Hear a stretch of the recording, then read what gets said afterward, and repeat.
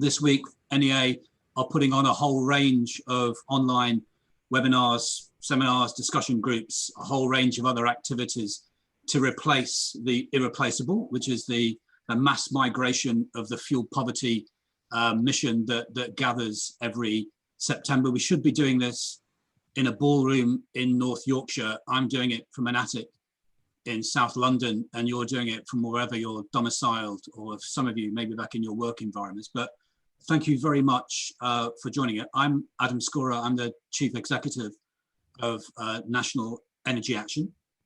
I'm delighted that we're starting with the unavoidable, delighted, inevitable, about the impact of COVID on the fuel poor, but on just vulnerable and low-income households generally, what we're doing at the moment, what more we can do, what more we might have to do if the situation gets even worse over the winter and the spring. A few bits of housekeeping. You can see us, we can't see you, even though I can see this at the moment, 239 of you and possibly another 100 to come, which is quite daunting really. So I'm quite glad I can't see you and we can't hear you, but we can hear you virtually. You can talk amongst yourselves, generally through the chat function, or you can ask a question for the panelists through the Q&A function at the bottom of your Zoom screen. We'll take on all those questions and we'll put them to people as and when. Hopefully there'll be too many to ask all, but we'll try and pick out the best of them. This is being recorded. It's being live streamed. So people can watch it over YouTube, or they can watch it at their leisure later on in the afternoon. NEA is pretty good at putting on physical conferences. We've been doing it for a long time. It's a bit daunting to put on a virtual conference like this, but it's a marvelous way of celebrating your birthday. So happy birthday to Sarah Wright, our head of comms, who didn't really need this amount of stress leading up to her birthday, but I'm sure the relief will be a great birthday present kind of after the event. I'm delighted to be joined today by Lindsay Judge from the Resolution Foundation. Resolution Foundation has been doing some astonishing work, making sure that the full implications and the risks of the economic impact of COVID are known, so we don't go blind into trying to come up with the appropriate solutions for it. My colleague Matt Copeland, Policy Manager at NEA, Audrey Gallacher, it's great to see, who's a Deputy CEO now, I think, at Energy UK, long time in the interests of energy consumers. Gillian Cooper from Citizens Advice, Head of Energy Policy at Citizens Advice. Lots of people are after this title, but it's the canary in the coal mine, and just the insight that you get from the web searches on the Citizens Advice page are just the real-time human indication about how people are responding to it. And Matt Vaughan Wilson, who's replacing his colleague Joanna, who's delightful to see, from the Money Advice Trust, one of the leading charities, understanding what the implications, the economic implications of COVID are for households who are struggling on low and fixed incomes, and what we need to do about it. There's a hashtag, there's always a hashtag. It's Warm Homes Week, should be simple to remember. Please use that. Please talk in chat amongst yourselves, but most importantly, please pay attention to what's going to happen. If you haven't logged on or registered for some of the other sessions, then there's still time to do that. Some of them which are booked, you can still follow on live stream, but you can't interact with. So without further ado, we're going to go into the first session. It's inevitable that we start with COVID. Clearly, it's a challenge that no one could foresee, and it's stressed and tested the ability of government sectors, advice bodies, every single part of economic and civil society.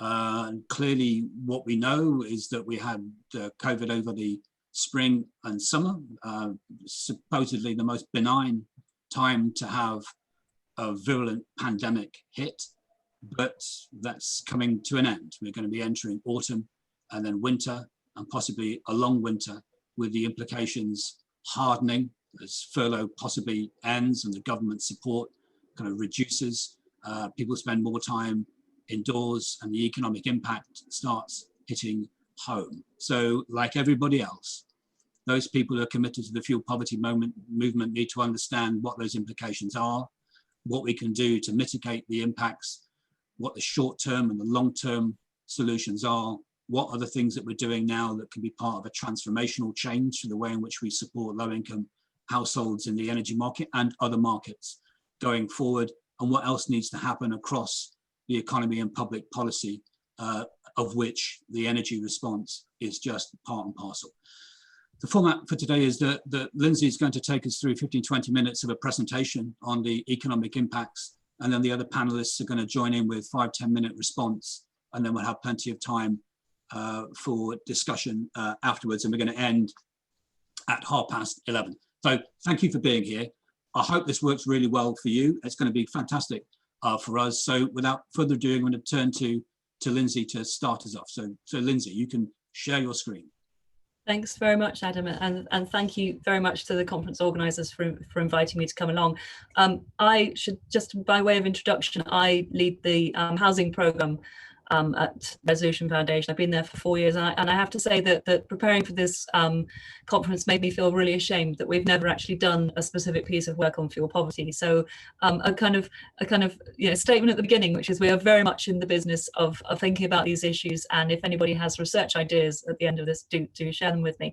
But what I'm going to do is I'm going to attempt to share my screen, which hopefully will go smoothly, and take you through some of the work we've been doing over the last 4 to 5 months. Adam, can you see my screen just before I launch straight off? You can, great. So my brief, as Adam said, is to kind of set the scene. And I'm going to talk about the work we've been doing on living standards over the last few months, and also talk about some of the housing work that we've done, which I think is germane to the discussion day. And I'm going to start perhaps slightly perversely by actually talking about before coronavirus. And I wanted to sort of set the scene by showing you, why are my slides not moving forward? That's very unhelpful.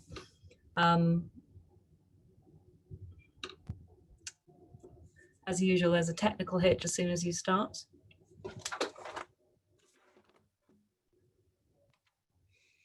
They're not moving forward, are they? No, they're not. I wonder if you'd leave full screen and go back to the... Yeah, if people don't mind a short interlude. Well, it's traditional. Of course, and it works perfectly in test, and then it doesn't work now. Let me stop sharing my screen and go back to my original ones. If people can bear to see what's coming next, let's try it like that.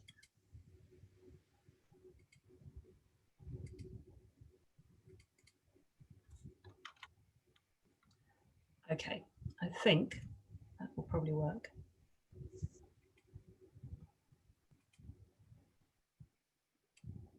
So I can move them, that's great.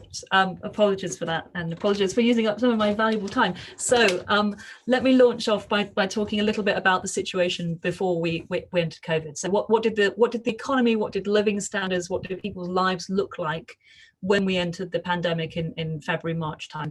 Well, the first thing to say is that from an economic point of view, the decade before coronavirus was a really awful decade. And this chart is the proof point for that. So this is a chart showing you real GDP per capita and how its trajectory changes coming out of recessions. So at the bottom axis, you've got years, and it's showing you where GDP stood at a number of years out from the beginning of these particular recessions. So you can see from this chart that in the 1980s recession and the 1990s recession, we had 2.5 to 3 years where output was below what it had been at the beginning of those periods, those downturns. But that wasn't, wasn't such a long period. And then when we came out of those recessions, the output began to kind of pick up very rapidly, and the trajectory was very, very straightforward and very positive. The financial crisis looks really, really different. So 2 things to note. The first is obviously we just stagnated for a long period of time. Output, economic performance just sat below what it was in 2008 for 7 years, essentially.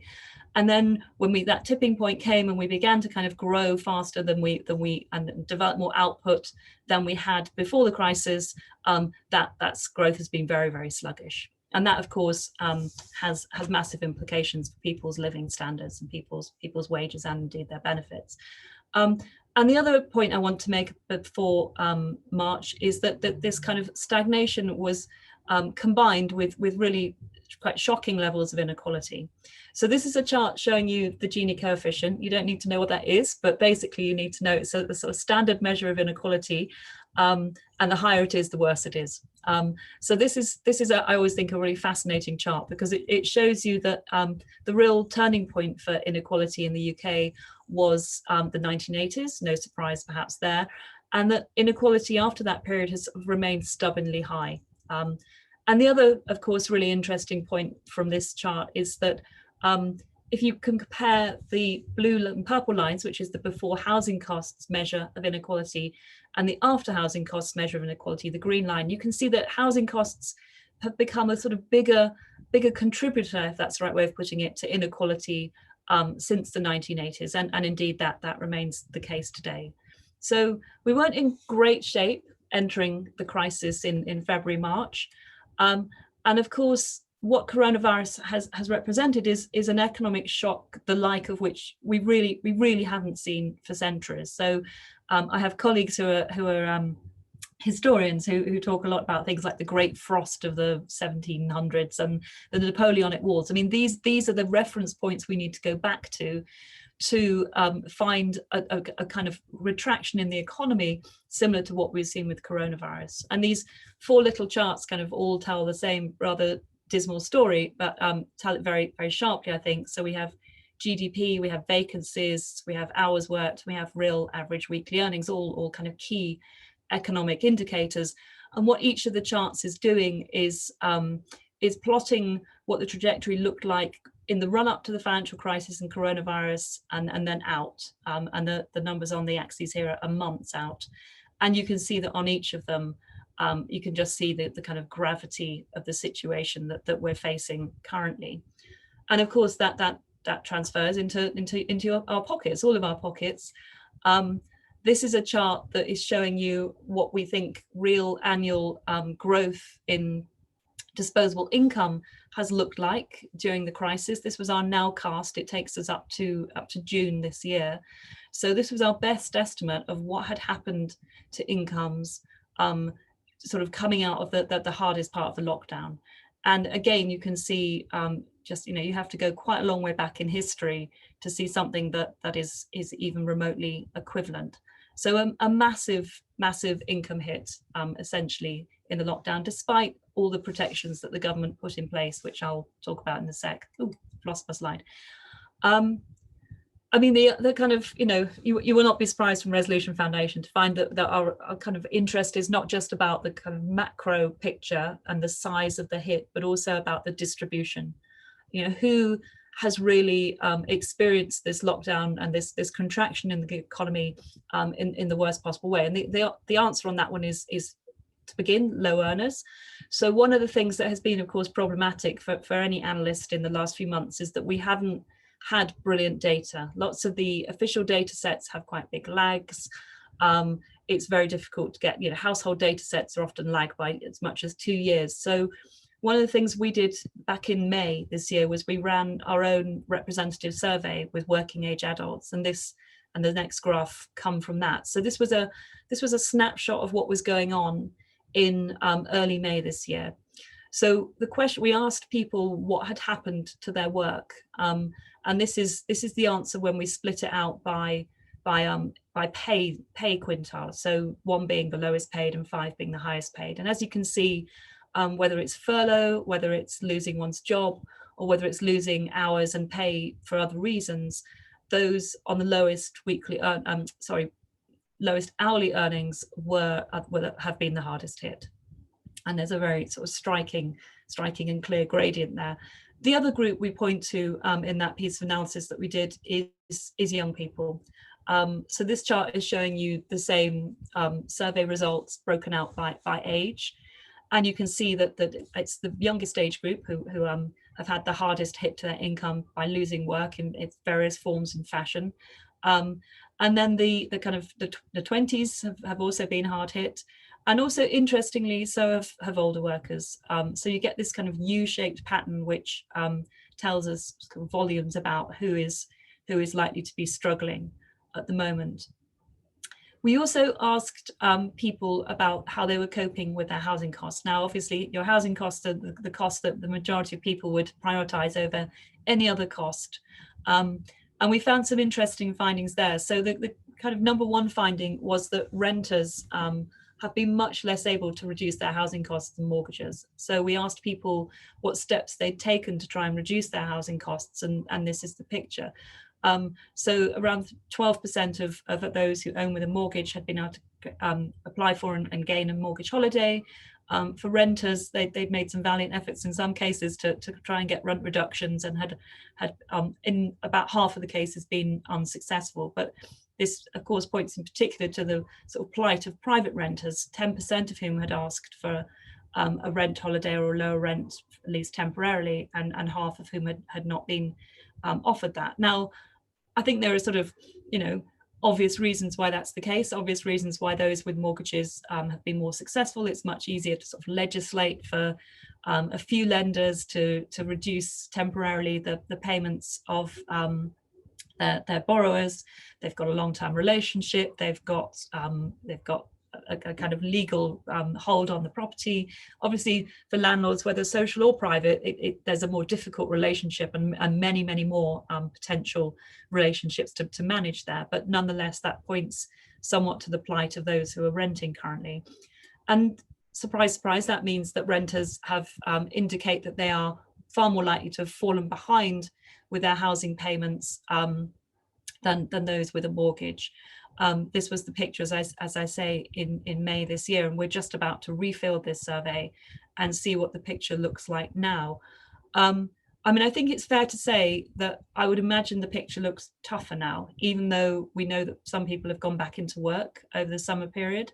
And I say that because at the same time as doing this survey, we also did a really interesting piece of qualitative research. And we were interviewing people who were claiming universal credit.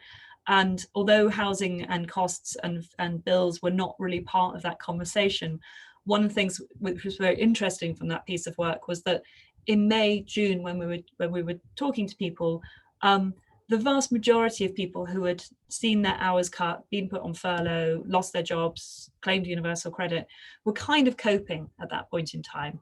And they were coping because they had savings, or they had a last paycheck, or they had family who were helping them out. But they had a bit of a buffer, but it was patently clear then that that buffer was not going to last for very long. It was also fascinating at that point in time that most people thought that they wouldn't be out of work for very long. And of course, I imagine if we went back and did that piece of work again, we would perhaps find a very different attitude in terms of people's sense of how long this crisis is going to endure than we did back in the kind of heady days of the early summer. So that's our thinking, that's our kind of snapshot on where we are in terms of the economy, in terms of people's living standards.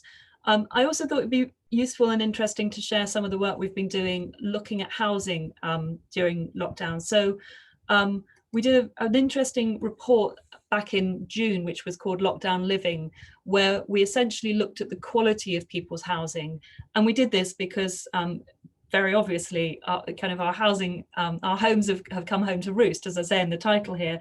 During lockdown, we've all been, or the majority of us have been sort of far more kind of up close and personal with our homes than we ever were in the past. We're not going to school, we're not going to work, and those sorts of things. So we wanted to ask ourselves, well, who is suffering during lockdown because of the quality of their home? I'm just going to share a couple of slides from that report, and I've picked out damp. We looked at lots of different quality metrics, but I picked out damp here because I felt like that was the most interesting, probably given the conversation today around fuel poverty. So this chart is showing you two interesting things. So it's showing you the share of individuals who live in a home with a damp problem broken out by age. So the first thing to say is that there's a sort of mild age gradient. It's not massive, but there obviously is an age gradient. Younger people, and critically children here in the pink bar, are more likely to live in a damp home than those at the further end of the age distribution. And of course, I'm sure lots of your work is very focused on this sort of critical age group of young children, given how well established the links are between damp homes, cold homes, and in particular respiratory problems for kids. But the other thing this chart shows, using these little dots and these little squares, is it shows you what the readout is for those who are in the lower household income tertile, that's the round, that's the dot, and the upper household income tertile, that's the square. So in other words, the poorest and the richest. And no surprise, but the more like you are, you're far more likely to live in a damp home if you're in a lower level household in terms of your income than you are if you're in upper household income. And in fact, for 16 to 24-year-olds, the lowest income in that group, we see their oh, apologies, jumping backwards and forwards. We see their levels of damp coming not far shy of 10%. So not far shy of 1 in 10 16 to 24-year-olds in the lowest income tertile are living in a damp home. And this is the picture, the same picture in terms of the bars, but it's broken out by ethnicity. And obviously ethnicity is a social inequality that has so much come to the fore during the pandemic.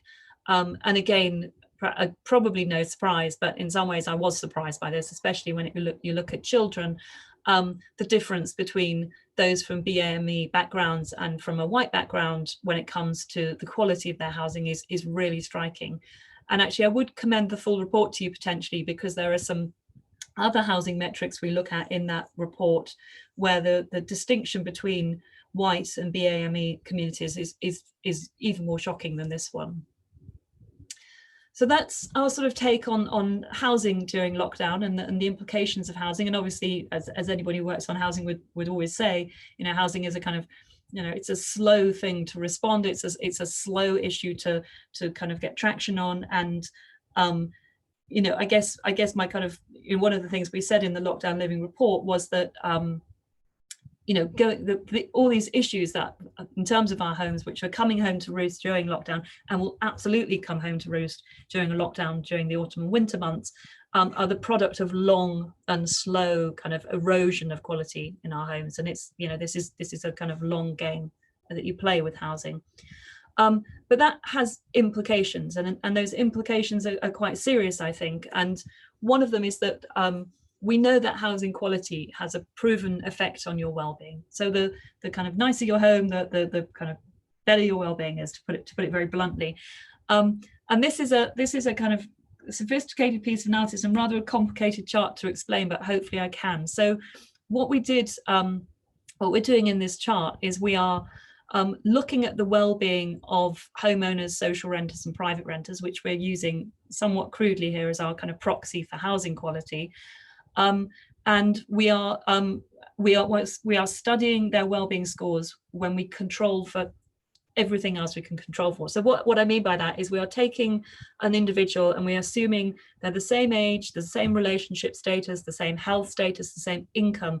And the only thing we're doing with this fictional person is we're changing their tenure type. And then we can back out from the data what their well-being score is. On this chart, a higher number is a poorer well-being score, somewhat counterintuitively, but this is telling you two interesting things. So just looking at the pink dots to begin with, it's telling you that even pre-coronavirus, homeowners had a lower, had a higher well-being score than those who rented, perhaps not surprising.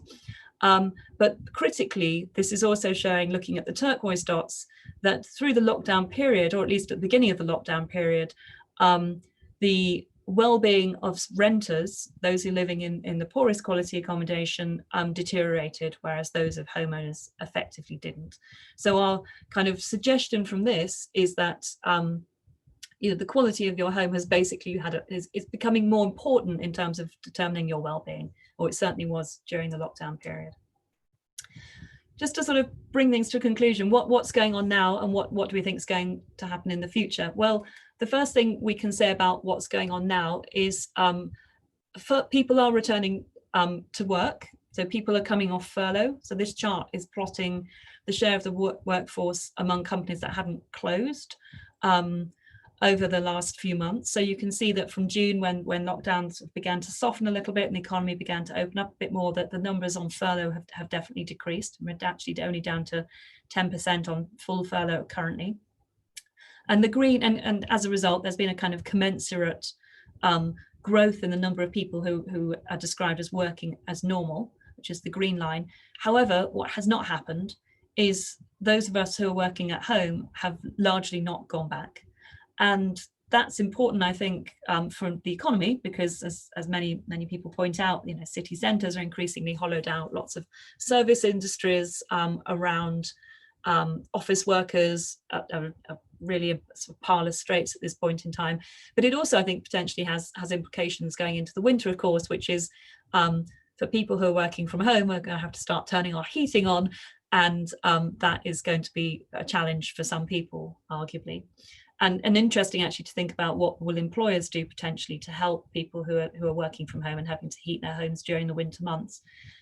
And just finally, I mean, the other thing we absolutely know is coming down the line, and is probably going to be, I mean, we're beginning to see signs of it already, but it's certainly going to be a real pinch point around the end of the furlough scheme, if that does indeed happen at the end of October, is we are definitely in for a big, swift rise in unemployment. Excuse me. And this chart hopefully, again, makes it very clear the gravity of that situation. I mean, we are looking, at least in the OBR's projections back in July, unemployment rates which will look something like the early 1980s. The Bank of England has been more positive about that, but I think certainly given that we're beginning to see a deterioration in the health statistics again at this point in time, I suspect they might want to revise that one shortly. And then the final thing, I'm not going to sort of pontificate too much about the future, because I know we might do that in the panel, but also it is obviously just a very difficult thing to talk about. But I mean, just to end by saying, of course, everything depends on what happens with the second wave. Everything depends on how people respond to that and how the government responds to that. And so there's just a huge number of unknowns. But I'm afraid to leave you with the kind of conclusion that I suspect every slide I've shown you sort of made your heart sink, but just to kind of re-emphasize that we didn't go into this crisis in a great place, and we are definitely have had a very, very tough time, and tough times ahead look likely to. Thank you very much. Lindsay, thank you so much for that. I mean, you're right. In London, anyway, the days started off with lovely kind of sunshine, and it's a beautiful day. But as you rightly said, the sky is blocked out by the wings of chickens coming home to roost. And I think the reinforcement of evidence is so important, because if we're honest, we didn't cut through in sufficient focus when the evidence about kind of younger kind of households with children and the impact of housing costs, and maybe the COVID crisis will bring that into firmer kind of focus. I'm going to move straight on to Matt Copeland from NEA. Hi everyone, and firstly, thanks Lindsay. I thought that was a really fantastic representation of sort of where we've come from, where we are, and what might be in the future.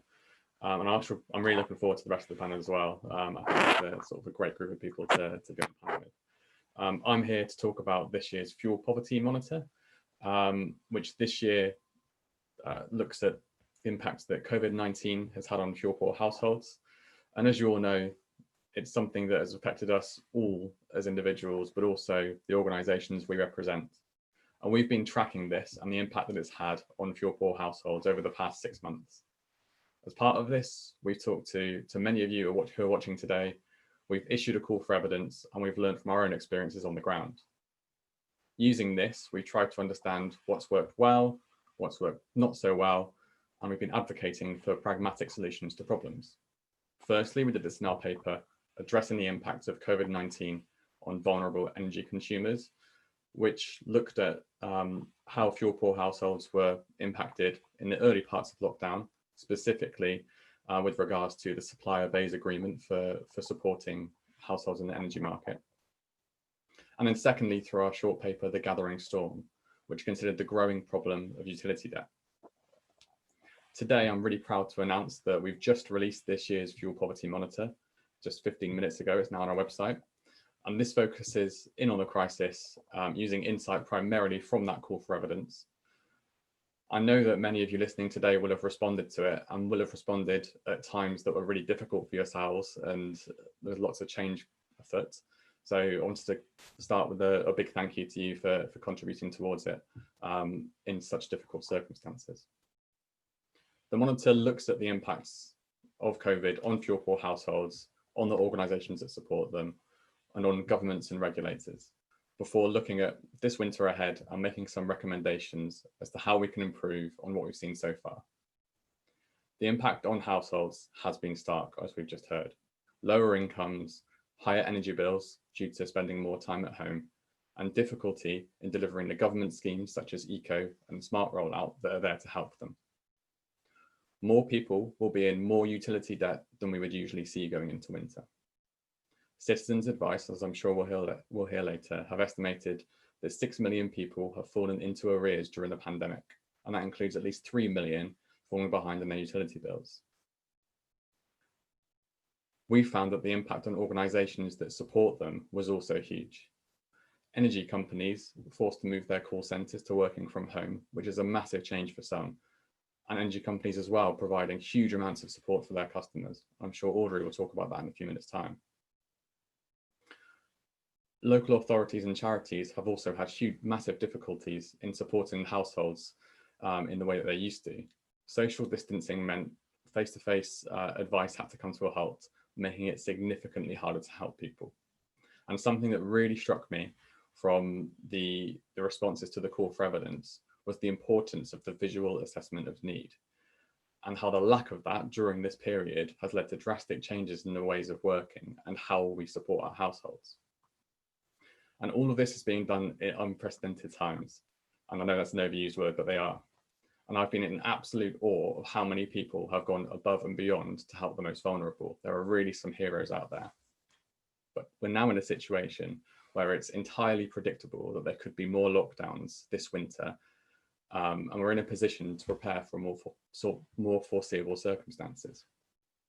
We all know that the average winter is hard, with households finding it difficult to keep warm. But this one could be more so, with reduced incomes, redundancies, increased energy usage, and clear intersections between the medical conditions that arise from living in a cold home and those that exacerbate COVID. We found that 3/4 of frontline organisations are concerned that there is a high risk that fuel debt will increase this winter as a direct result of the pandemic, whilst 98% believe that there is a moderate or high risk of more households cutting back on their energy use due to being forced to spend more time at home during lockdown periods. But there is time and there are tangible things that can be done to make this winter easier for millions of people. We've identified 5 areas that can be improved. Firstly, we must get better at identifying those most in need. And a key recommendation of the report is to create a new priority services register flag relating to financial vulnerability, something that which we believe is starting to gain support. Secondly, where support is available, the accessibility of support needs to be improved, especially for those who are digitally excluded and those who speak English as an additional language. We know that it's been a very difficult time for prepayment metered customers, and those who are shielding often facing a difficult choice when they've run out of credit of leaving the home to top up or living in a cold, maybe dark home. Ofgem's proposed changes to suppliers' licenses on self-disconnection will go a significant way to making the situation better. As I said before, we must address utility debt. And this can't be just done by ensuring that households are able to afford their repayment plans, but also potentially through direct financial support for households. And lastly, we must get policy back on track. There's been a bit of a diversion of priorities in the policy landscape in the last 6 months, as has been necessary, but fuel poverty plans and strategies across the nations must be published alongside the new consultation for the warm home discount as soon as possible to reprioritise towards what needs to be done this winter and beyond. And it may all seem stark, but there is still time to do things. If we work together, we can find out what works and take sensible steps to make sure that this winter is better than some have predicted. Now, I've tried to condense quite a long report there into 5 minutes. No way I've done it justice. So if you look at NEA's Twitter account, you can find the report and hopefully be able to read it over the next few days. There's lots in there to consider. Thanks, Matt. So the monitor is on the website. You can find it under the Monday page of the agenda for this conference, but I think we're going to email it to everybody who registered for this event anyway, so you can't possibly avoid it. And tomorrow morning we have the minister hopefully responding to some of those points at the end from Matt about what we're going to do next. So next we're going to turn to Audrey. I mean, the response from the industry was, supply side especially, was pretty quick and coordinated. There's much more that needs to be done, we think, but there's also, we recognise it's a challenging time for folk trying to make a business in the retail world, and I'm sure that Audrey will bring us up to speed on that. So Audrey, over to you.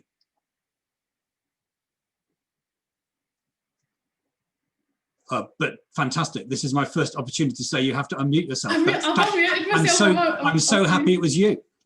I know. I wanted to give you that gift and ensure that nobody else had it later on. Good morning, everybody, and thanks for having me along to speak. We've heard, like Lindsay's stuff, we've seen in graph form, I think, what we've already been seeing on the ground during our work, what we've been reading in the papers and seeing on the TV, on the news. This pandemic has had an absolutely massive impact, and obviously most tragically through the tens of thousands of lives that we've lost during it.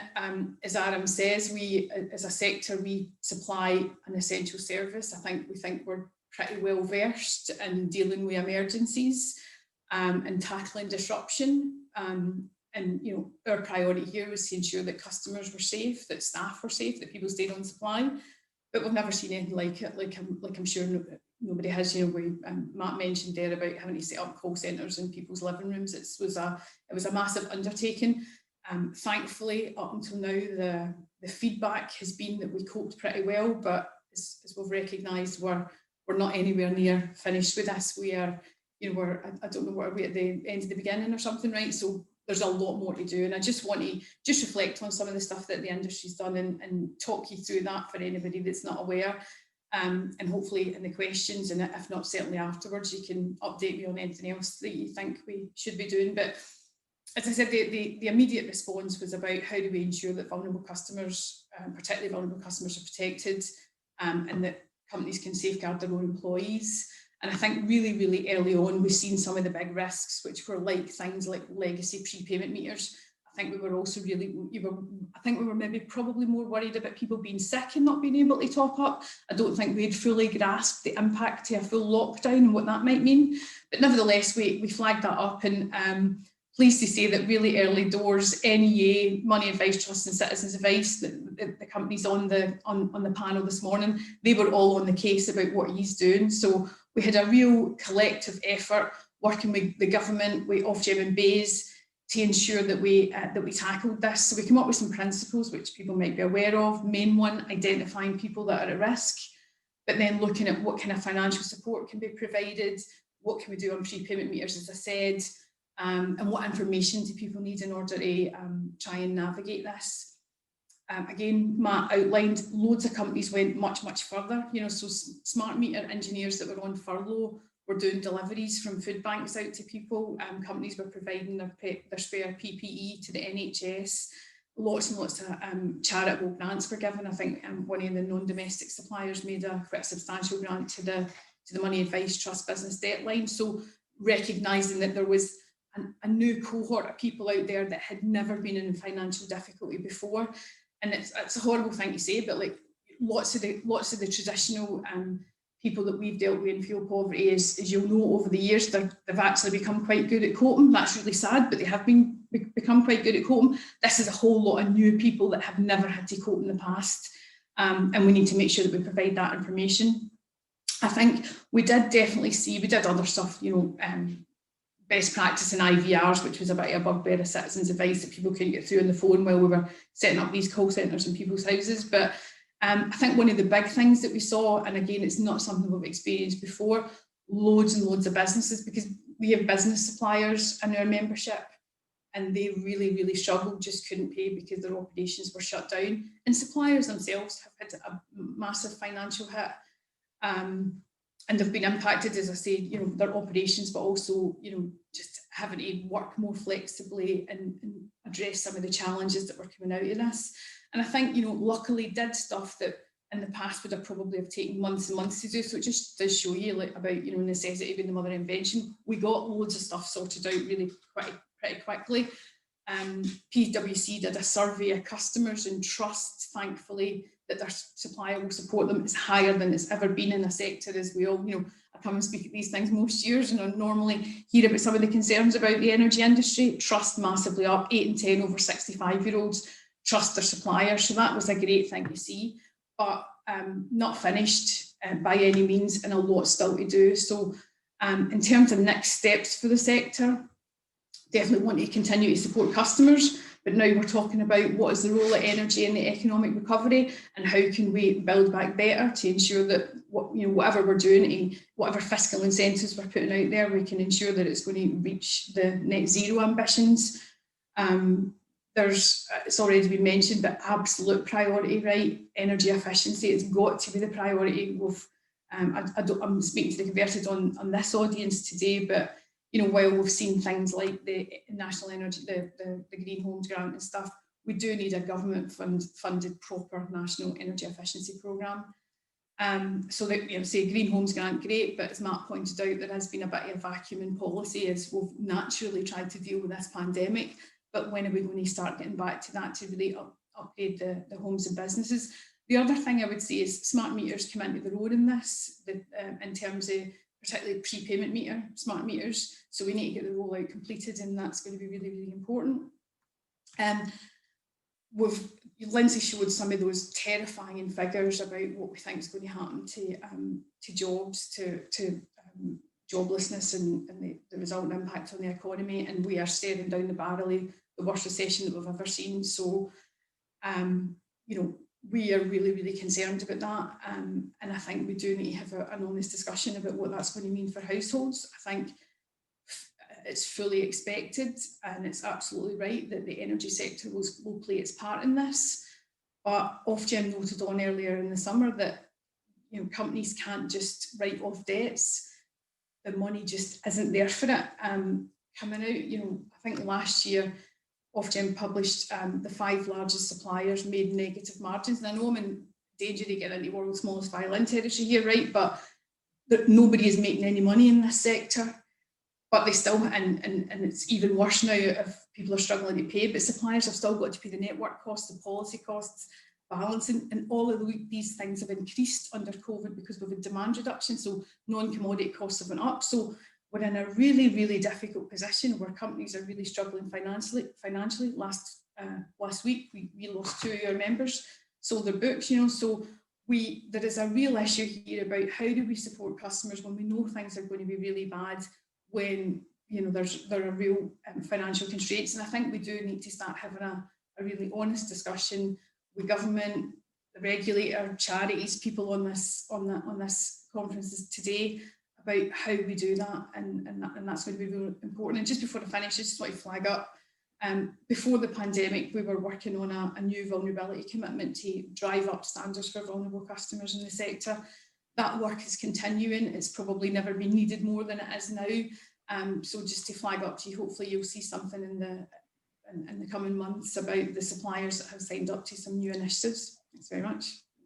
Yeah, thanks, Audrey. I think the challenge of, are we looking for a crisis voluntarist response from the industry, or we're looking for something which is much more focused on the needs of the households that Lindsay so kind of very definitely and precisely kind of pulled out. So move on now to Gillian from Citizens Advice, who'd been doing, I mean, I've got to say, I'm ex of the parish as well, but a tremendous insight into how individual people and households are trying to plot their way through some of the traumatic response to COVID just by looking at where people are kind of clicking on the website for much needed information. So Gillian, over to you. Thanks, Adam, and thanks to NEA for inviting me today. So I'm going to talk through the data trends that we've seen since the start of the pandemic. That's both the wider citizens advice trends as well as our energy data trends, because I think they provide a useful distinction between how people have been experiencing the impact of the crisis and how the energy sector has responded to the crisis to date. And then I'll outline what we think needs to happen next to support people through the winter months and throughout the recovery. So as Adam has said, since the start of the pandemic, the types of issues people are looking for advice on have gone through several distinct phases. The initial trend that we saw was people looking for information on holiday cancellations and refunds. And then it moved on to an increase in searches on benefits and help with household bills as the economic impact started hitting people. And the next trend we saw was unemployment issues and particularly redundancies. And again, these trends all reflect what Lindsay presented on in terms of the wider economic impact on household incomes and the economy. And again, if we're moving into a period where key support schemes such as the furlough scheme are due to be phased out, those latter two trends aren't going to improve anytime soon. Some recent research from Citizens Advice has uncovered a couple of shocking statistics which are worth sharing, which was 1 in 2 people in the shielded category are at risk of redundancy. And some of the groups more likely to be in debt because of COVID include key workers, people with caring responsibilities, and Black people, which again shows that the crisis is hitting some communities harder. On energy, as Audrey said at the start of the crisis, we worked with BEIS, Ofgem and industry to develop the BEIS principles on supplier support. And we think that the existence of the BEIS principles and the sector's response to the crisis has to a large extent helped keep a lid on the crisis so far for energy consumers. Looking at our consumer service and extra help unit data, we did see a brief spike in disconnection related cases, and that includes people with prepayment meters right in the early months of the crisis. And then since June, we've seen a steady increase in cases relating to debt recovery practices and unsuitable payment schemes. And that coincided with suppliers' customer services processes starting to return to normal. So it's something we're watching really closely because it's a big concern given what we know about people's household incomes. I think one of the big concerns we've got is people's awareness of the support that is on offer from energy companies. The research we conducted showed that less than 1 in 10 people who had self-disconnected had contacted their supplier for help. And I think there's a role for all of us listening to this webinar and particularly suppliers in letting people know that help is available if they need it. Based on the analysis we've done, we think there's 3 main groups who are at high risk going into winter, and it's the same as what other people have said. It's those households that had debts built up before or during COVID. We've estimated that includes 2.8 million energy consumers, and those households who are on prepay are much more likely to self-disconnect. The second group is people with traditional prepayment meters because it's much harder for a supplier to identify if there's any concerns, and the infrastructure is much less resilient if there are more local or national lockdowns.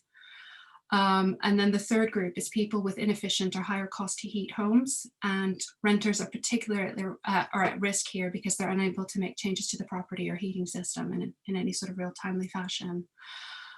We think the government has taken some positive steps to support people, but again, as we start unwinding those support mechanisms, we need to be thinking about what replacement support is put into place to avoid the long-term scarring effects on households. Chiefly, we think more needs to be done on debt relief. Designing and developing a sustainable support scheme needs to be a government priority, and it needs to reach the households who have borne the brunt of the financial impact of COVID and offer them a route out of debt. Looking specifically at the energy sector, we need to be doing everything possible to ensure that people can stay on supply as we head into the winter months. We think the BEIS principles remain essential ahead of the new Ofgem regulations coming into force. We also think that suppliers should be prioritizing the installation of smart prepayment meters in households with traditional prepayment. As Audrey said, the pandemic has really demonstrated their value as we saw a lot less off-supply cases from people with smart prepay. There's been additional funding put into emergency support schemes like fuel vouchers, but it's probably not going to be enough. The Green Home Grant is a fantastic initiative, but we're going to need a lot more money and a lot more targeted support to address the poor quality housing that we've got in the UK. And we're very concerned, as Audrey said, that the suppliers who are under increasing financial pressure themselves may be reluctant to provide people with the temporary financial support needed to keep them on supply. So that's why we think the government needs to be considering all options, including expanding schemes such as the warm home discount or bringing in new financial support schemes just to help people get through the winter and stay on supply. I guess the final point I want to make is that COVID has, in a whole range of areas, exposed that many of our current systems and processes, when put to the test, they've been found wanting.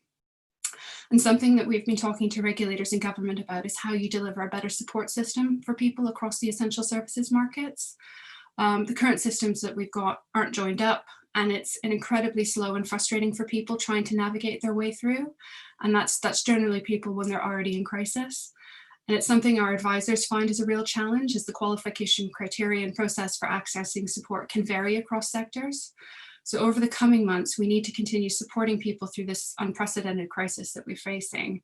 We also need to focus on how we build back better, both to help households avoid the long-term scarring effects of COVID and to ensure we introduce more resilient support systems for people. Well, thanks, Gillian. I mean, at the end of the session, I'm going to ask all the panelists to identify the one action either that they'd most want to see or they believe might become inevitable as the impact of COVID stretches on. Can I just remind people if questions on the Q&A button? Otherwise, you're going to have to put up with my questions, which were suboptimal at best. So, moving on to Matt Vaughan Wilson from Money Advice Trust. Money Advice Trust, well known to everybody, hundreds of thousands of people and businesses helped through National Debtline and Business Debtline. Great insight, not just to the impact and the needs to act in the energy frame, but more broadly. So Matt, over to you. Thank you very much, Adam. Lindsay started her presentation talking about the situation before the pandemic. I think that's absolutely the right place to start, and very much where I want to focus our immediate attention.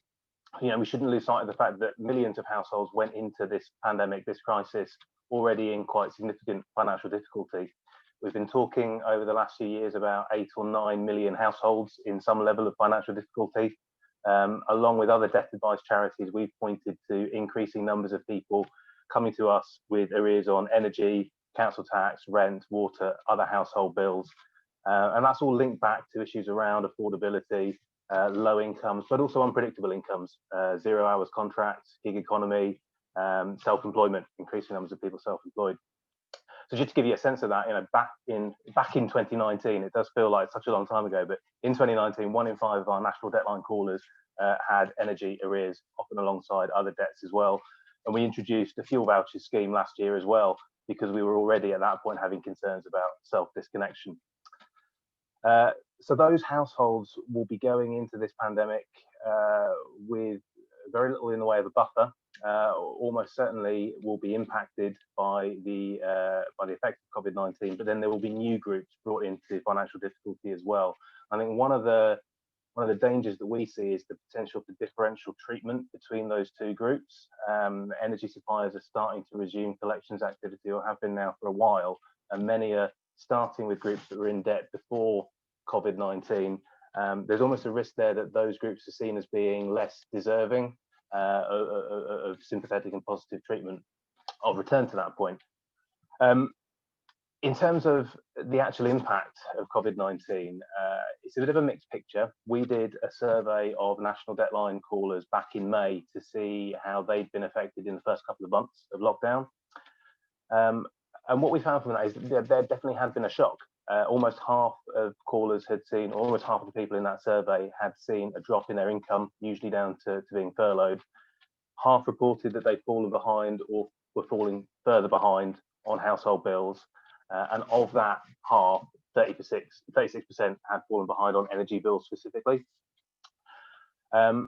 Actually, 90% of clients in that survey had no savings, so there's no buffer. Again, that point, you know, there's nothing there to guard people against those negative impacts as soon as a shock happens. And what we're also seeing there is a lot of people who already had arrangements in place to repay debt were not able to keep up with those arrangements. They were unsustainable because of the change in their income. due to COVID. So there's definitely been an impact, but on the other hand, lots of factors are in place still now that have cushioned that impact. People receiving support with income, payment breaks, forbearance from creditors as well. And as a result of that, we haven't really seen the sort of impact you might expect from a debt advice point of view. And I think all debt advice charities have seen the same thing. Demand for debt advice has been down on the sort of levels we would expect based on seasonal averages. The people who are seeking debt advice from us currently, I mean, things are starting to change a little bit. This is, if you go back to March, April, demand really was really quite constrained. Things are starting to move back up, but they're still not at the levels that we'd expect to see. Very often, the issues that are driving people to get in touch and seek debt advice are about very immediate issues like how you replace income that you've lost, how you keep up with essential bills, or they might be very specific issues to do with particular debts that have come up. It's not that general, how do you sort out a parcel of debts type of advice that we're used to giving. And people are not necessarily looking at the longer term. And that's not in any way a kind of a negative judgment on people seeking our advice. It's just how things are. It's just a reflection of that's what people need to do to get through from one day to another. So thinking about key priorities for the coming period and looking ahead, what I've just said there about the immediate impact, debt is being stored up, payment breaks are going to have to be repaid, redundancies are going to start in much more significant numbers, government help is going to taper off, and we are definitely going to see a big spike in demand for advice. We know that, and we're gearing up for that. We're trying to increase capacity right across the debt advice sector. But we're not going to get to the levels that we need.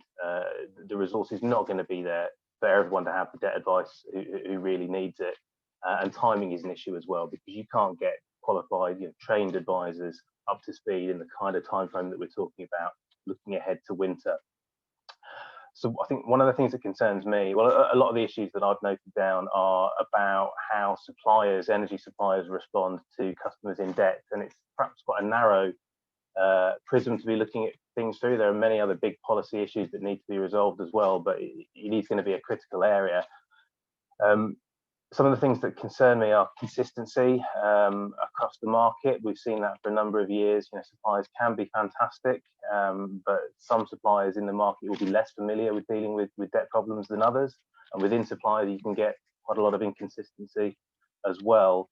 And this holistic point as well, energy is such a big specific issue, and I'm very conscious of that because I work specifically on energy related issues. It is a whole discipline in itself, but everybody who calls us up for advice has other issues as well. I think it's very, very rare that anyone calls us just with energy issues. So we need to think holistically. I think the way that suppliers and the broader energy world combines that focus in on energy specific issues with making sure people have the full range of support that they need to resolve their broader problems, that's going to be critical. Two positive things, timing wise, I think Ofgem's proposals on self-disconnection and also bringing the ability to pay principles into the license condition, that's coming at exactly the right time. So let's hope they can push on ahead and get those in time for winter. And also the Energy UK vulnerability commitment, that's been some time now in the making. We've been involved with that. I think it really has the potential to bring together the industry and also the advice sector to improve consistency and get smarter working, more broader holistic help, as mentioned. Oh, Matt, thank you so much for that. Well, that was marvelous set of reflections and data on the situation. We've got about 30 minutes for questions. There were a number of questions that have been put to Lindsay directly, which I might give you a chance to have a look at, Lindsay, and figure out which ones to respond to. But maybe even we can share the link to the report if some of the answers to that, some of the technical answers to the way in which the report was done are contained within the document itself. If it's appropriate, we're more than happy to make that link available. So please put your questions. I'm going to start with two, I think, that struck me from the presentations and the way in which kind of Lindsay's analysis of the people most affected might get reflected in the delivery of practical services.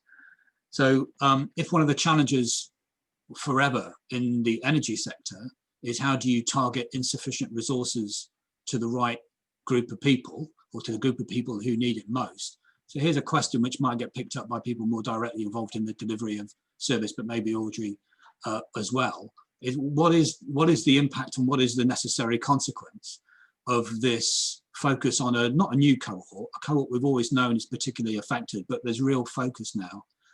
And it's their characteristics are quite diverse and not always neatly packaged up in a passport benefit eligibility criteria.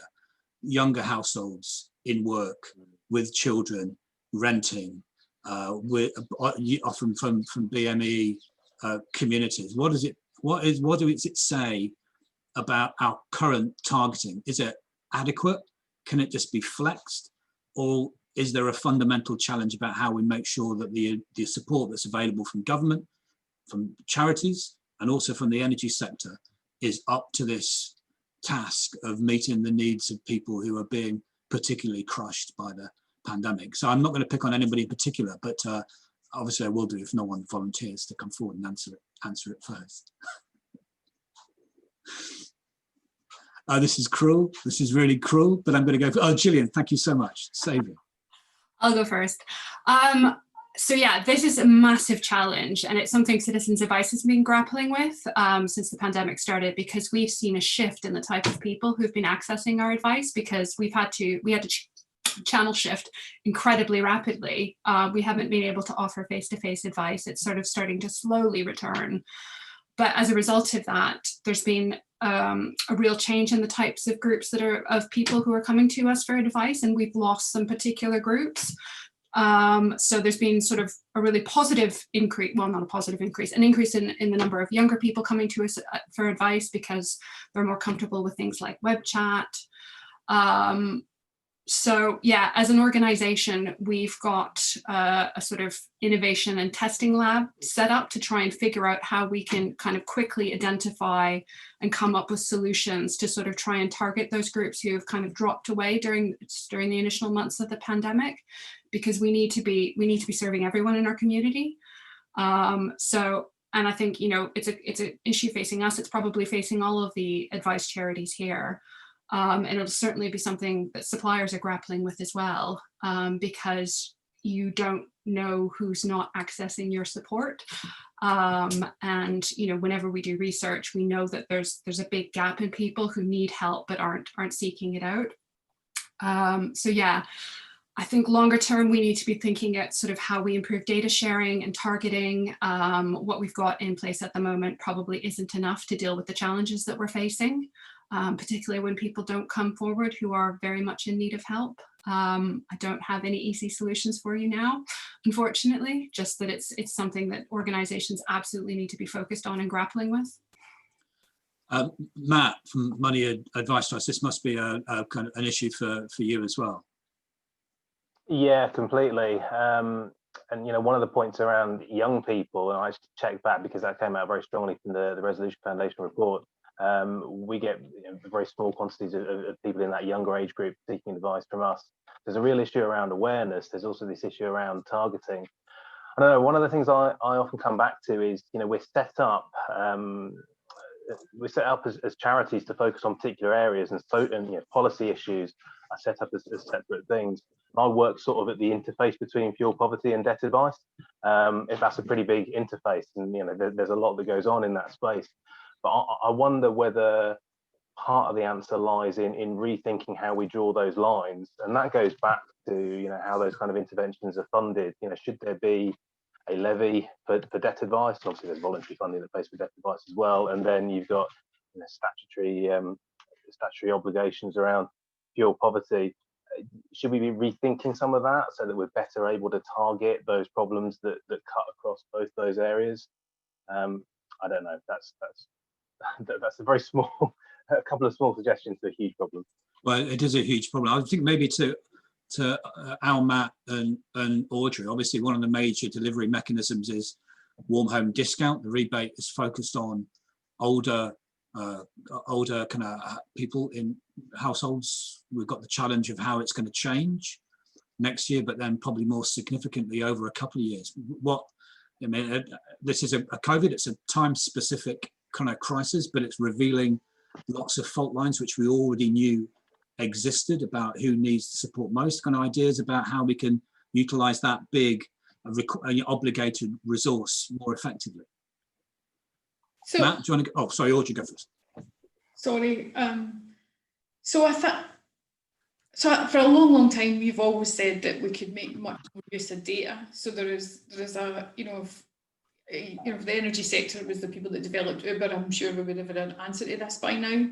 So there's much more that we could do to understand, who was in trouble and how we could help. Because I think it's about triangulating data, isn't it? It's not just your income, it's as everybody on the call knows, it's the quality of the housing that you're in, which isn't really something that we've ever really joined up properly before. So I think there is probably a technical solution out there if there's the will to find it.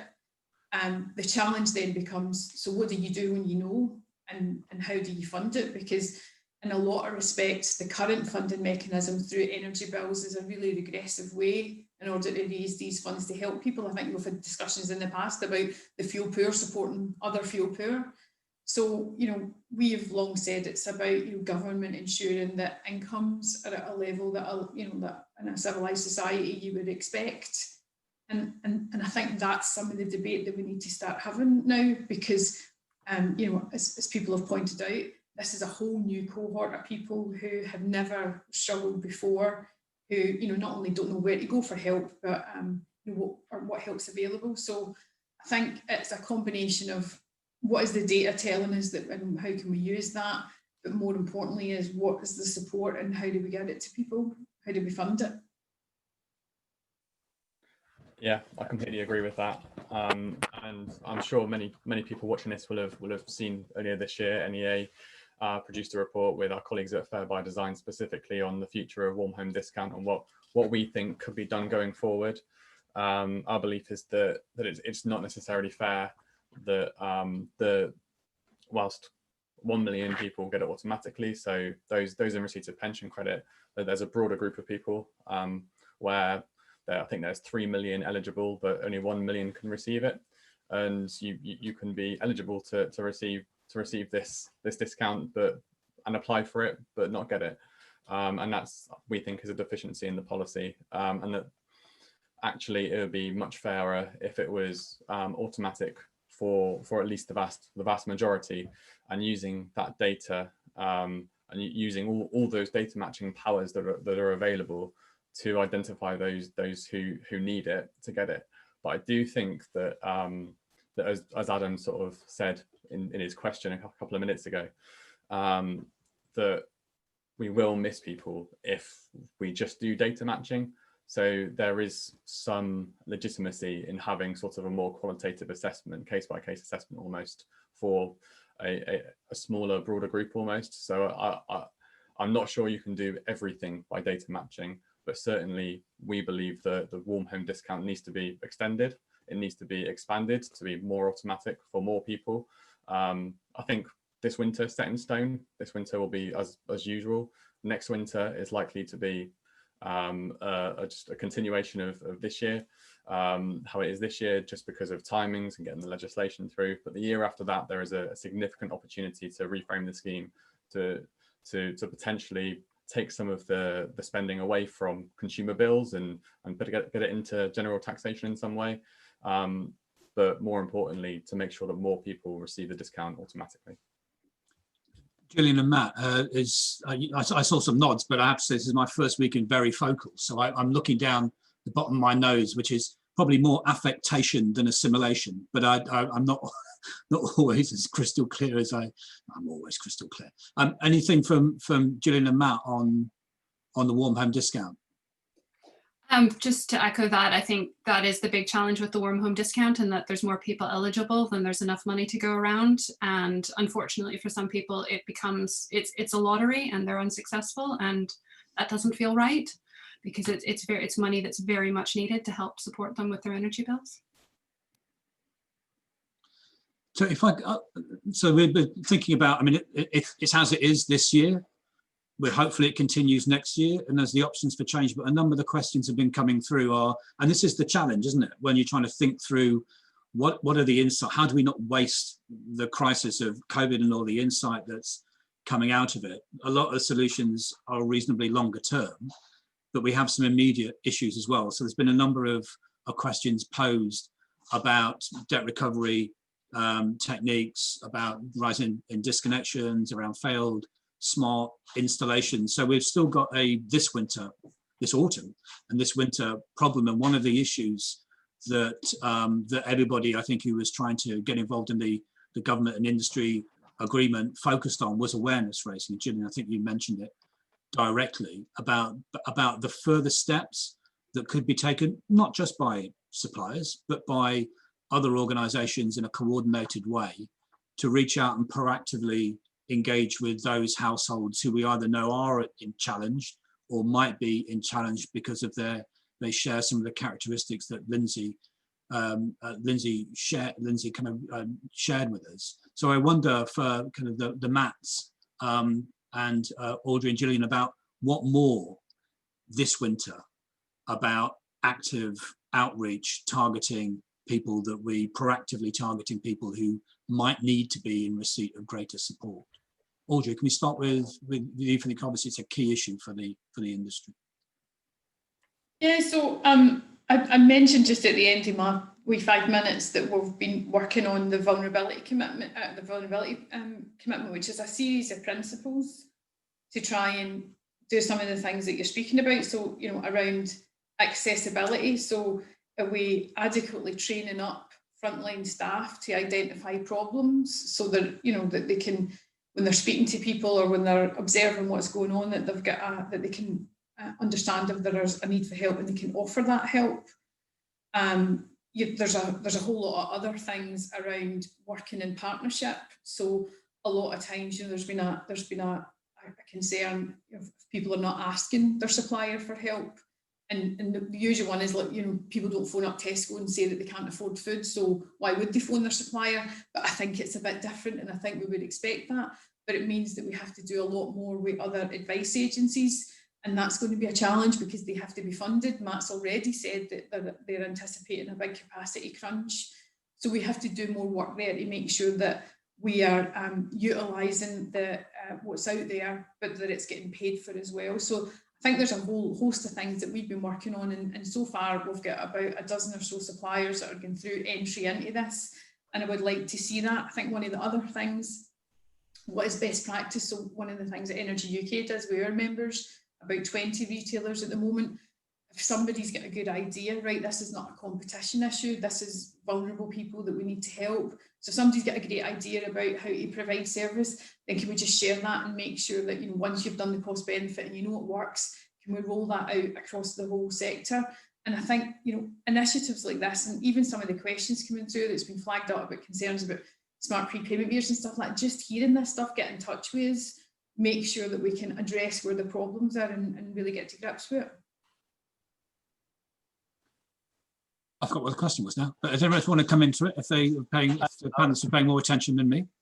I'll come in with one relatively small thing, but you know, we've been doing a fuel vouchers program actually back since April last year, but we're starting to get a bit more data on that. And one of the things that's interesting about that is, you know, we started asking, you know, had people actually had help from their supplier, had they approached their supplier for extra help?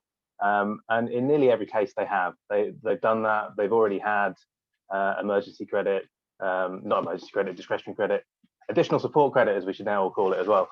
So they've had that help on a number of occasions. And these are customers by and large that have got some pretty significant issues, mental health problems, quite high levels of mental health problems, illness, disability. This is you know, we all know this is part of the puzzle. Customers with very entrenched difficulties that will need, you know, quite intensive support to get back into a position where they can afford energy, and you know, that may be a very difficult position to reach because of you know, low income and other problems. So I think there's a real there's a pool of data there that perhaps highlights some of these issues that we're all talking about and the need for big policy solutions, because so often it is, you know, people trying to live on levels of income that are not sustainable, people living in cold, damp homes that, you know, desperately need work doing to them. I wonder whether there is something around that. And energy suppliers talk as well about, groups of consumers who, they sometimes talk about free energy consumers, because there are some people that, you're just not going to disconnect them, but they're not going to be able to pay their ongoing energy usage. Is there something in that, some way of looking in at those really difficult issues and using that as the starting point for thinking about what the interventions need to be? I just wanted to say, I think with COVID, one of the things we have definitely learned is that messages land better when they're clear and consistent. And I think that's why the BASE principles have been so useful, because, it was a statement that, every supplier will be offering these support services. I think the challenge we've got as a sector is just ensuring that people are aware that support is on offer. So I think it's beholden on all of us to try and do whatever we can to make sure that people know that support is there.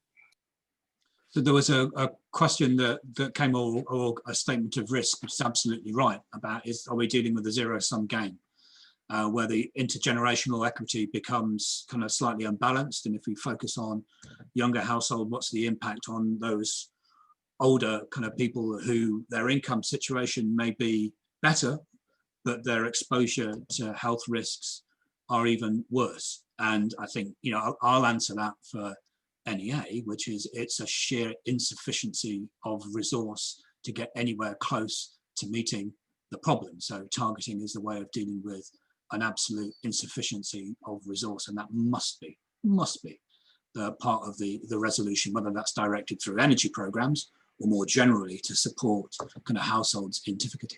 Lindsay, you were very kind enough to respond to some of the detailed questions about the report, and you've opened yourself up to a million emails about the detail of it, for which I'm really, really grateful. I wonder if I could kind of turn to you and the Resolution Foundation on some of the big, we're doing what I knew we would do. We get sucked into the reeds of what we're doing in the energy sector and how we resolve that, and we're running through some of the usual kind of challenges and ideas we have. One that was suggested on the questions was something more significant at a macro level in support of people on low incomes, in work, out of work, which is the idea of a universal basic income. Where's the Resolution Foundation on those sorts of bigger economy-wide changes to the whole pattern of support that we have across GB? Yeah, I mean, certainly pre-coronavirus, we had done some work on universal basic income, and I mean, to put it very bluntly, to summarize a complex report in one sentence, universal basic income is incredibly expensive, and it's obviously by its very very nature not targeted. It has a lot of virtues in terms of take up and no need, administrative simplicity and the like. It's worth saying we sort of do have a little bit of a universal basic income in the UK, in that we have child benefit. Now, child benefit, of course, is now capped for those at higher income levels, but certainly child benefit, when that was universal, was almost a kind of universal basic income for families with children. So there's some kind of precedent for that. I think our view is that actually the place really what we should be looking in terms of supporting incomes going through into the autumn and winter months is the benefit system. And it is definitely worth saying that the government, of course, took steps to pump money into the benefit system at the beginning of the crisis. So it made some changes around local housing allowance, the private renters housing benefit package, which we very welcome. And it also gave an across the board uplift to universal credit of, I think I'm correct in saying, £80 a month. So that was certainly for those on the lowest of incomes, that was not insignificant, and certainly has helped those who would be the most vulnerable, those without savings or debts, as Matt was talking about. I mean, one of the things that I think looking forward is that uplift to universal credit is due to run out in March next year. So from the next fiscal year, it will be removed. So a big question going forward into the budget is, will the government commit to keeping that? We certainly think they should, unless there's some kind of miracle recovery, which I don't think any of my slides or any of the conversation so far suggest is likely. The other thing that's worth thinking about that uplift around benefits is that is £80 per month per household, and of course you can be single or you could have 7 children, and so there is a good case potentially for thinking about not just keeping it, but sort of finessing that policy and making it more responsive to household size and even arguably to household type in terms of, are you in a private rented sector? Are you a homeowner? So I think that's really where we should be looking for the sort of action, both from a kind of political reality point of view. The government does not have a lot of money sloshing around. It is in very parlous straits when it comes to what the fiscal picture looks like, but also in terms of really getting the money to where it needs to go at this point in time. Yes, thank you for that. I mean, we are living through a moment of government having to think through the advantages and costs of universality as opposed to targeted, and we've seen the value, but they've also learnt about the costs, haven't they? They've also been quite. And we'll see whether we have a budget this autumn. Hopefully, we'll get one. I saw some rumours that we might not. In a minute, I'm going to come back, so it's kind of 5-minute warning to the panelists for the one thing they most want to see, or the one thing they think we're actually going to end up kind of seeing as the response to COVID continues. But one for the energy anoraks.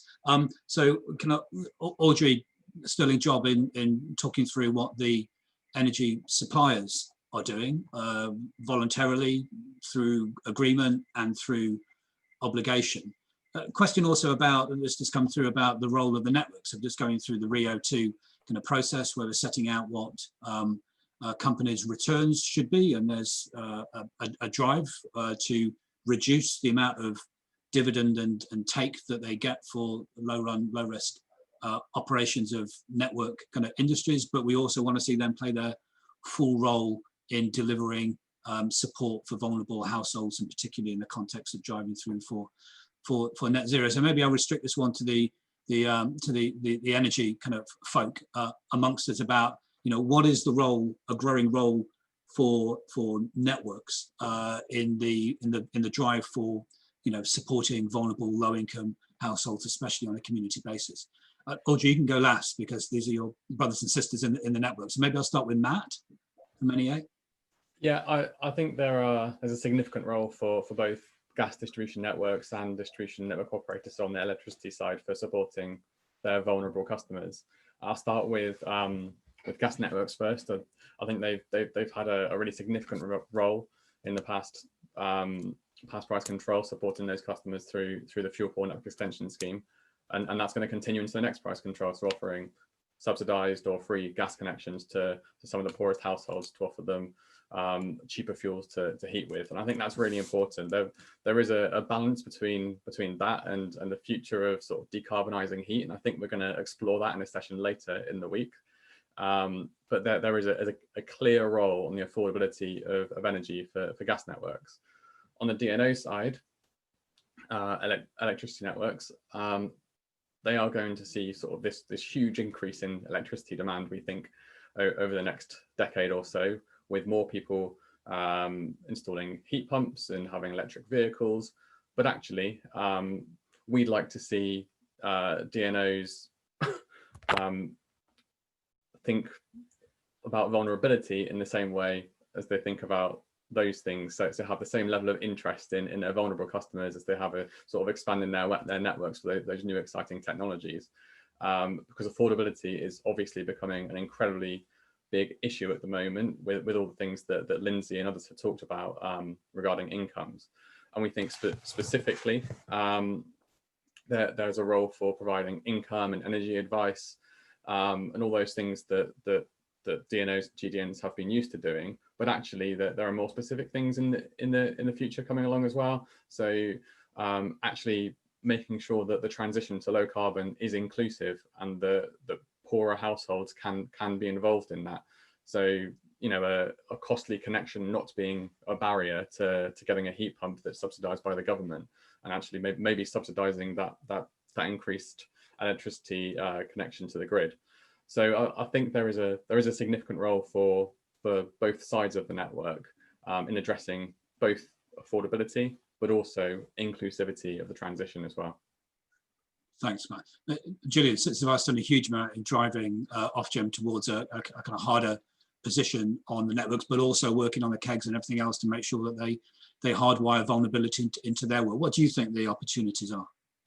So I would concur, and I think there's a growing role for networks. I think that's just because, one, because of their local regional focus, there's much more opportunities there than there are, say, for suppliers, and sort of building and establishing really strong relationships with communities.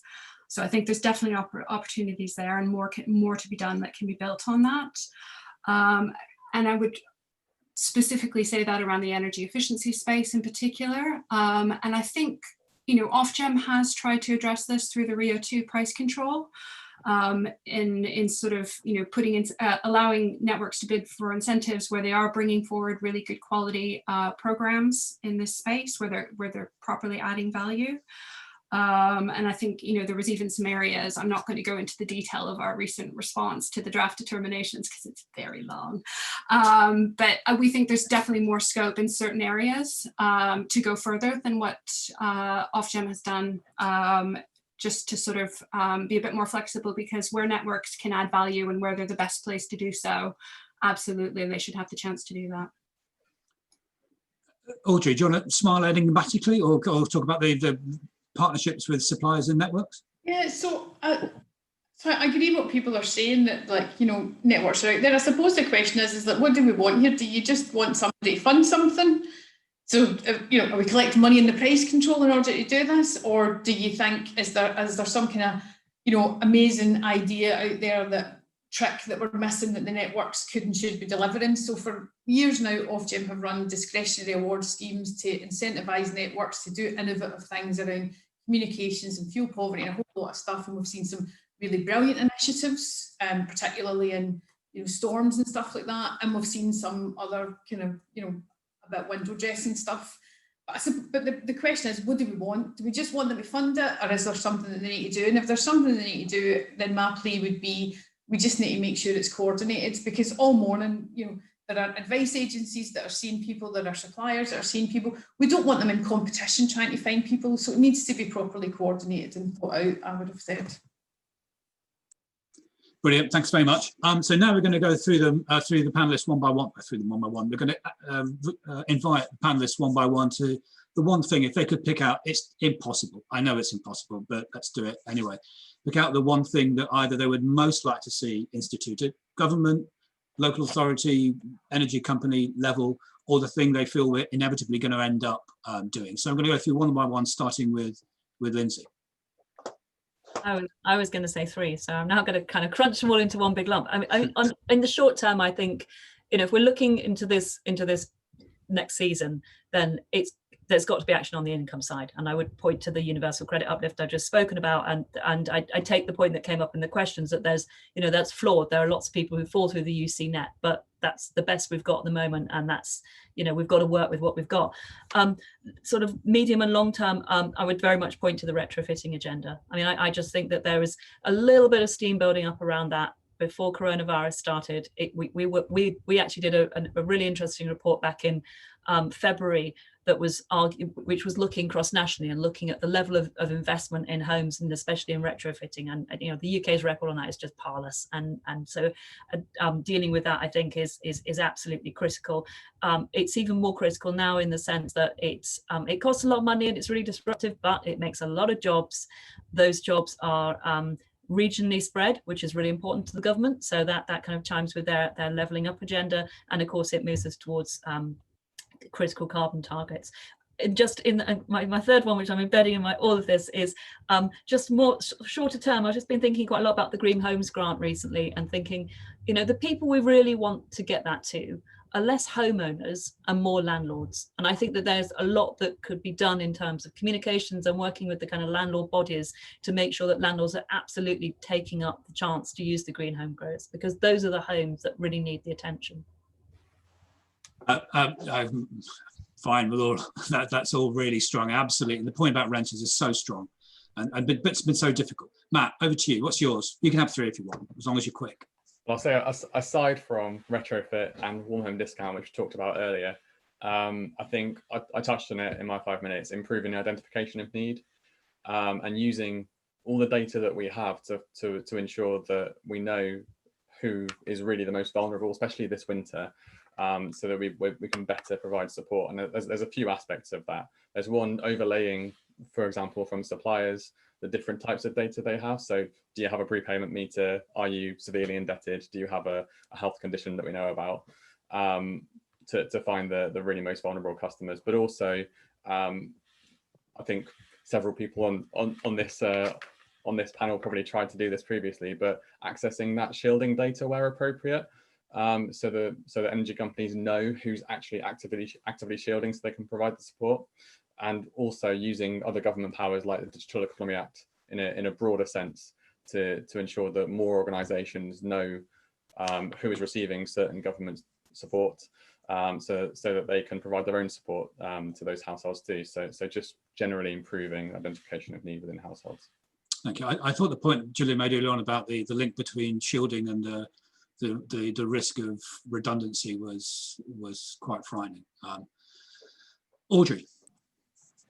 Just on the shielding, there has been loads of discussions about energy suppliers getting access to this shielding data, and it's been determined that they can't get it because there isn't an obvious benefit that would be deriving from it to cover the GDPR type side of stuff. So there is probably a question about whether or not in a pandemic you might want to try and relax some of those rules if you think it's going to help people, but it's not for me to decide. I'm going to go retrofit as well, just simply because, you know, the government's going to need to borrow to get itself out of this recession, and it's going to want to get involved in stimulus projects that create jobs.